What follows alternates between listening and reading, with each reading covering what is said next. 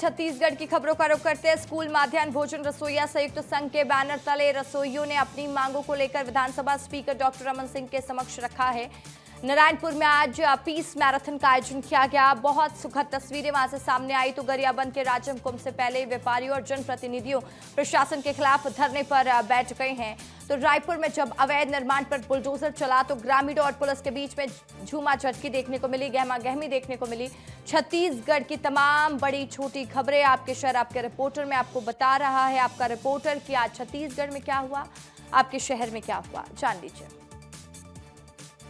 अगर आप अपने बच्चों को सरकारी स्कूलों में भेजते हैं तो उनका दोपहर का खाना रसोइया संघ के लोग बनाते हैं। 1800 से 2000 के बीच की रकम जो है उनको उनकी मेहनताना मिलता है और इसी को लेकर जो है अब रसोइया संघ धरना प्रदर्शन पर उतर गया है और मैं आपको तस्वीर दिखाता हूं। 29 दिसंबर से छत्तीसगढ़ स्कूल मध्याह्न भोजन रसोइया संयुक्त संघ के बैनर तले हजारों मध्याह्न भोजन रसोइये तूता धरना स्थल पर धरना प्रदर्शन कर रही हैं और अपने दैनिक मानदेय को 66 रुपए से बढ़ाकर 400 रुपए से अधिक करने की मांग कर रही है। रसोइया संयुक्त संघ के प्रतिनिधियों ने विधानसभा स्पीकर डॉक्टर रमन सिंह से मुलाकात की थी, जिसके बाद रमन सिंह ने उनकी मांगों को मानने का आश्वासन दिया था। वहीं रसोइया संघ ने स्कूल शिक्षा मंत्री गजेंद्र यादव से भी मुलाकात की। वहीं चक्का जाम करने और तोड़फोड़ करने पर रसोइया संघ के सदस्यों पर एफआईआर दर्ज कर ली गई है। 500-600 रसोइया संघ के सदस्यों पर अभनपुर थाने में एफआईआर दर्ज की गई है। देखना यह होगा कि आगे की कार्रवाई क्या होती है, क्या इनकी मांग सुनी जाती है या फिर इस एफआईआर के आधार पर कोई और कार्रवाई देखने को मिलती है। विष्णुदेव साय नारायणपुर प्रवास में रहे। प्रवास में रहते हुए आईटीबीपी के बटालियन में जाकर परिसर का भी भेंट मुलाकात किए। भेंट मुलाकात के बाद नारायणपुर के जवानों के साथ भेंट मुलाकात करते हुए जवानों का हौसला बुलंद किया।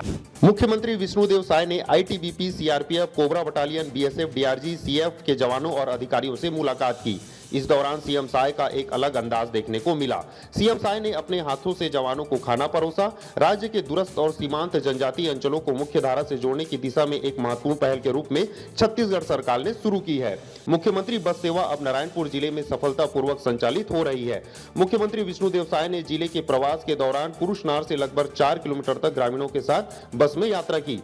वर्तमान में नारायणपुर जिले में मुख्यमंत्री बस सेवा के अंतर्गत 4 बसें संचालित की जा रही है, जिनमें से 3 बसें नियत निर्लार मार्गों पर नियमित परिवहन सेवाएं दे रही है। नारायणपुर के धरती से मुख्यमंत्री विष्णुदेव साय का सरकार की साफ संदेश है कि जहां कभी बंदूक की साया था, अब विकास के बस पगडंडी पे चल पड़ी है। सरकार और जवानों की शौर्य से अब विकास के पगडंडी में किरण और बढ़ोतरी आ चुकी है। राजधानी रायपुर के नया रायपुर में बुलडोजर कार्रवाई देखने को मिल रही है, जहां एनआरडीए की टीम नया रायपुर के सेंध गांव पहुंची हुई है और वहां से अतिक्रमित घर को हटाया जा रहा है।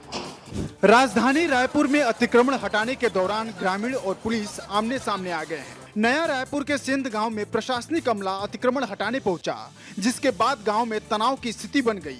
जानकारी के अनुसार प्रशासन द्वारा बुलडोजर चलाकर अतिक्रमण किए गए स्थानों पर कार्रवाई की गई। कार्रवाई से नाराज स्थानीय लोगों में भारी आक्रोश देखा गया। स्थिति को नियंत्रित करने के लिए बड़ी संख्या में पुलिस बल तैनात किया गया, लेकिन मौके पर अफरा तफरी का माहौल देखने को मिला। वहीं इस मामले में पुलिस ने लोगों पर कार्रवाई की है। अतिक्रमण को लेकर ग्रामीणों में आक्रोश देखने को मिला। कई परिवारों के आंखों में आंसू भी देखने को मिले। कांगेर घाटी राष्ट्रीय उद्यान में हाल ही में अस्तित्व में आई हरी गुफा यानी ग्रीन गुफा या ग्रीन केव की प्राकृतिक सुंदरता को खत्म करने का बीड़ा अब वन विभाग ने उठा लिया है। कांगेर घाटी राष्ट्रीय उद्यान प्रकृति की गोद में छुपी हुई एक अनमोल धरोहर हरी गुफा, लेकिन इस दुर्लभ प्राकृतिक चमत्कार पर विनाश का खतरा मंडरा रहा है। वन विभाग द्वारा पर्यटन को बढ़ावा देने के लिए गुफा के भीतर निर्माण कार्य शुरू कर दिया गया है, लेकिन सवाल ये है कि क्या विकास के नाम पर प्रकृति की बलि दी जा रही है। भूविज्ञान विशेषज्ञ चेतावनी दे चुके हैं कि गुफा पारिस्थितिक दुनिया की सबसे नाजुक प्रणालियों में से एक होती है। पर्यटकों की आवाजाही से धूल, शोर, कंपन और नमी में बदलाव गुफा के पर्यावरण को तत्कालिक और दीर्घकालिक नुकसान पहुंचा सकते हैं। करीब 27 गुफाओं में से एक हरी गुफा इकलौती ऐसी गुफा है जिसे दिन में केवल 1 घंटे के लिए सूर्य की किरणें पहुंचती है। इन्हीं किरणों और सूक्ष्म माइक्रोबियल परतों से यह गुफा हरे रंग की ऑयल पेंटिंग जैसे दिखती है। वन विभाग की पहल राजस्व और पर्यटकों की सुविधा पर केंद्रित दिखती है, लेकिन इससे नेचुरल हेरिटेज के संरक्षण को नजरअंदाज किया जा रहा है। यदि निर्माण नहीं रुका तो आने वाली पीढ़ियां इस दुर्लभ प्राकृतिक सुंदरता को कभी नहीं देख पाएगी। कोरिया जिले का झुमका बोट क्लब एक बार फिर से चर्चा में बना हुआ है। मुख्यमंत्री के प्रस्तावित दौरे को लेकर यहाँ पे तैयारियां तेज हैं, रंग रोगन का कार्य किया जा रहा है, लेकिन बोट क्लब से सटे मुक्तिधाम की स्थिति पूरी तरह से बदहाल हो चुकी है। यह वही झुमका बोट क्लब है जहां से प्रदेश की पहली हाउस बोट का संचालन होता है। 14 से 16 फरवरी के बीच मुख्यमंत्री के प्रस्तावित दौरे को लेकर पूरा इलाका सजाया जा रहा है, लेकिन वीआईपी तैयारी के ठीक बगल में यह ग्राम पंचायत उड़गी का मुक्तिधाम, जहां गंदगी, शराब की खाली बोतलें, बियर के कैन और प्लास्टिक का कचरा बिखरा पड़ा है। ग्रामीणों का कहना है कि यहां दिन हो या रात असामाजिक तत्वों का जवाड़ा लगा रहता है, जिससे अंतिम संस्कार जैसे संवेदनशील कार्य में भी डर और असुरक्षा का माहौल बना रहता है। सबसे हैरान करने वाली बात तो यह है कि इसी पंचायत क्षेत्र में जिले के एसपी और कलेक्टर के सरकारी निवास भी मौजूद हैं। फिर भी मुक्तिधाम की हालत 7 वर्षों से सिर्फ आश्वासन पर ही टिकी हुई है। एक तरफ जहां पर्यटन स्थल वीआईपी दौरे के लिए सज रहा है, वहीं दूसरी ओर मुक्तिधाम अपनी बदहाली और उपेक्षा पर रो रहा है। देखना होगा कि प्रशासन का ध्यान इस पर जाता है या फिर नहीं। सुप्रीम कोर्ट के निर्देश के बाद से उदंती सीता नदी अभयारण्य भी मार्ग को लेकर सख्त हो गई है। निर्देश ये है कि बाघ के परिपालन या बाघ के परिचालन या कहें कि वन्य प्राणियों की असुविधा न हो, इसके लिए कोर एरिया में आवाजाही पूरी तरीके से बंद रखा जाएगा।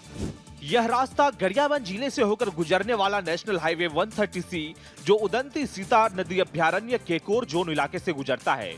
अभ्यारण्य के भीतर पड़ने वाले इंदा गांव और तौरंगा नाका पर शाम ढलते ही गेट डाउन कर दिए जा रहे हैं। वन विभाग का अमला हर नाके पर तैनात है। नए नियमों के मुताबिक सूर्यास्त के बाद भारी वाहनों की आवाजाही पूरी तरह प्रतिबंध रहेगी। हालांकि एम्बुलेंस, फायर ब्रिगेड और अन्य आपातकालीन सेवाओं को इस प्रतिबंध से बाहर रखा गया है। दरअसल जनवरी महीने में सुप्रीम कोर्ट ने एक महत्वपूर्ण याचिका पर सुनवाई करते हुए देश के सभी टाइगर रिजर्व और उनसे होकर गुजरने वाले मार्गों पर सूर्यास्त के बाद वाहनों की आवाजाही पर पूर्ण प्रतिबंध लगाने के निर्देश दिए थे। विकास या उद्योग या व्यापार को लेकर ये कनेक्टिविटी काफ़ी जरूरी थी और यहाँ पे काफ़ी मालवाहक वाहनों भी गुजरती हैं, लेकिन उसे अब प्रभावित होना पड़ेगा, नियम का पालन करना पड़ेगा।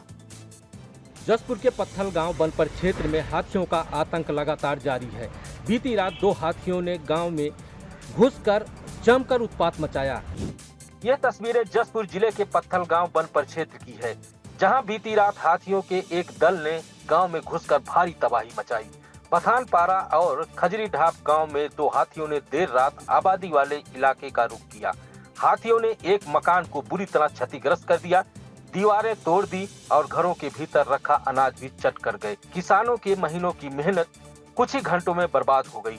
हाथियों की मौजूदगी के चलते रात भर पूरे ग्रामीण डर के साए में सोते रहे। दरअसल जसपुर और पत्थल गांव क्षेत्र हाथी प्रभावित इलाकों में शुमार है। पिछले कुछ वर्षों में जंगलों के घटते भोजन और आवास के कारण हाथी अक्सर आबादी वाले इलाकों का रुख कर लेते हैं।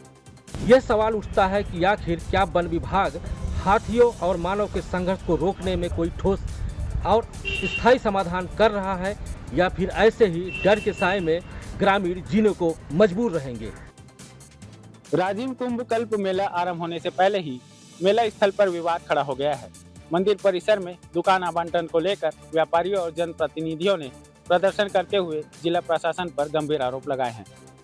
ये तस्वीरें देखिए, राजिम कुंभ कल्प मेले से पहले व्यापारियों और जनप्रतिनिधियों का प्रदर्शन देखने को मिल रहा है। गरलोड क्षेत्र के लोमस ऋषि आश्रम के पास व्यापारी और जनप्रतिनिधि धरने पर बैठ गए हैं। व्यापारियों का आरोप है कि मेला परिसर में दुकान आवंटन के नाम पर उनसे अवैध रूप से 1-1 हजार रुपए वसूले जा रहे हैं। व्यापारियों पर बिना राशि दिए दुकान नहीं मिलने का दबाव बनाया जा रहा है। वहीं मगरलोड जनपद पंचायत के जनप्रतिनिधियों ने भी मेला आयोजन में उपेक्षा का आरोप लगाया है। प्रदर्शन के दौरान गरियाबंद जिला प्रशासन के खिलाफ जमकर नारेबाजी भी की गई। व्यापारियों और जनप्रतिनिधियों ने गरियाबंद प्रशासन पर संगीन आरोप लगाए हैं, मनमाने तरीके से रुपए वसूली करने पर। अब देखना होगा कि जिम्मेदार अधिकारी आगे क्या कार्रवाई करते हैं। राजनांदगांव जिले में खरीफ विपणन वर्ष 2025-26 के तहत धान खरीदी महाअभियान सफलतापूर्वक संपन्न हुआ। कलेक्टर जितेंद्र यादव के मार्गदर्शन और शासन के किसान हितैषी निर्देशों के अनुसार खरीदी और भुगतान समय पर किया गया। राजनांदगांव कलेक्टर जितेंद्र यादव के मार्गदर्शन में धान खरीदी महाअभियान सफलतापूर्वक संपन्न हुआ। 1,24,095 किसानों से 62.53 लाख क्विंटल धान खरीदी गई। किसानों को 1484.57 करोड़ रुपए का भुगतान समय पर किया गया। रकबा समर्पण अभियान में 71,790 किसानों ने 55,790 एकड़ रकबा दिया। 600 से अधिक किसानों की समस्याओं का त्वरित समाधान किया गया। कलेक्टर ने कहा यह सफलता टीम वर्क, डिजिटल टूल्स और किसान केंद्रित दृष्टिकोण का परिणाम है। इस अभियान ने न केवल किसानों को उचित मूल्य दिलाया बल्कि अवैध व्यापार पर भी प्रभावी लगाम लगाया। जिला प्रशासन की सक्रिय निगरानी और डिजिटल टेक्नोलॉजी का उपयोग इस सफलता की मुख्य वजह रही।